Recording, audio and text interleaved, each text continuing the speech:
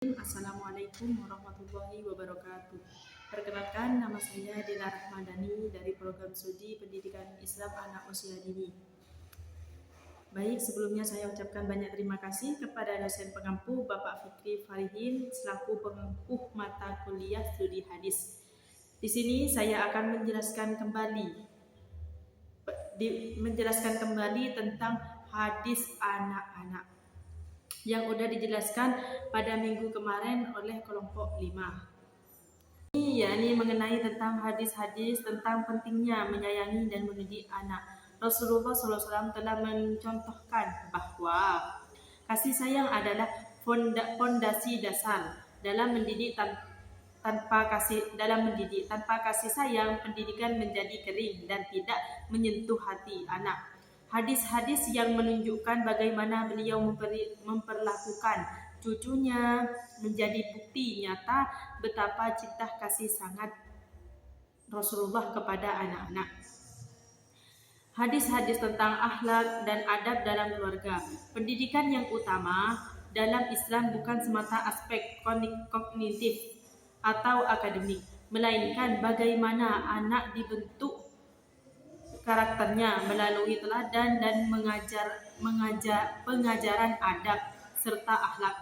Dalam rumah tangga Islam, pembinaan moral menjadi tanggung jawab besar orang tua agar anak tumbuh menjadi pribadi yang berintegritas dan berakhlak mulia. Hadis-hadis tentang perintah mengajarkan Al-Quran kepada anak-anak. Al-Quran merupakan petunjuk hidup bagi umat Islam. Mendidik anak dengan Al-Quran sejak dini akan membentuk fondasi iman, ketakwaan, dan kecintaan kepada agama dalam jiwa mereka. Saya akan terangkan di sini. Yang pertama, apa saja hadis-hadis yang berkaitan dengan pendidikan anak. Yang kedua, bagaimana implementasi nilai-nilai dalam hadis tersebut dalam kehidupan sehari-hari. Pendidikan anak dalam Al-Quran dan hadis sudah menjadi kewajiban setiap orang tua untuk mendidik anak tumbuh menjadi pribadi yang soleh serta berkembang dengan sebaik-baiknya. Setiap orang tua tentu memiliki cara mendidik anak dengan cara Islam. Anak menjadi orang soleh tidak hanya untuk kebaikannya, tapi juga untuk kebaikan orang tua dan orang yang di sekitarnya. Selain itu, mendidik anak sesuai ajaran Islam bisa menjadikan bekal dunia akhirat serta ladang pahala bagi orang tua. Rasulullah SAW sangat menganjurkan setiap orang tua untuk mendidik anaknya. Anjuran tersebut sebagaimana dijelaskan dalam beberapa hadis Rasulullah SAW, hadis tentang kasih sayang kepada anak. Tentang kasih sayang kepada anak, dari Abu Hurairah radhiyallahu anhu berkata, Rasulullah SAW mencium Hasan bin Ali, sedangkan di dekat beliau ada Al-Aqra bin Habis. Al-Aqra berkata, aku memiliki 10 anak, namun tidak pernah aku mencium satupun dari mereka. Maka Rasulullah SAW memandangnya lalu bersabda, barang siapa yang tidak menyayangi, maka ia tidak akan disayangi. Ini disebutkan dalam hadis riwayat Bukhari dan Muslim. Yang selanjutnya yakni tentang hadis kewajiban mendidik anak. Perintahkanlah anak-anak kalian untuk melaksanakan sholat ketika mereka berumur 7 tahun. Dan pukullah mereka jika meninggalkan ketika berumur 10 tahun. Serta pisahkanlah tempat tidur mereka. Jadi mendidik anak itu dalam Islam itu bertahap. 7 tahun, terus 7 tahun ke atas itu dari 7 tahun yang pertama itu masa bermainnya. Dari 1 sampai 7 masa bermainnya. Tapi dari 7 ke selanjutnya, 7 ke atas itu udah masa pembimbingan untuk melaksanakan sholat.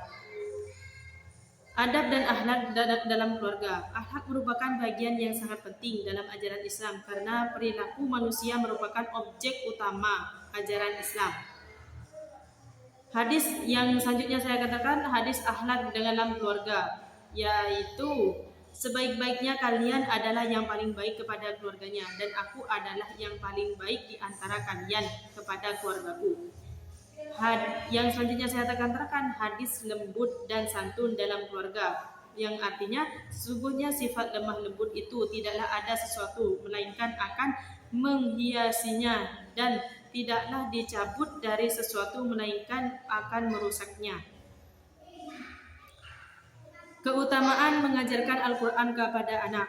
Setiap kamu adalah pemimpin dan setiap kamu akan ditanya tentang kepemimpinannya. Yang kedua, orang tua dipakaikan mahkota pada hari kiamat.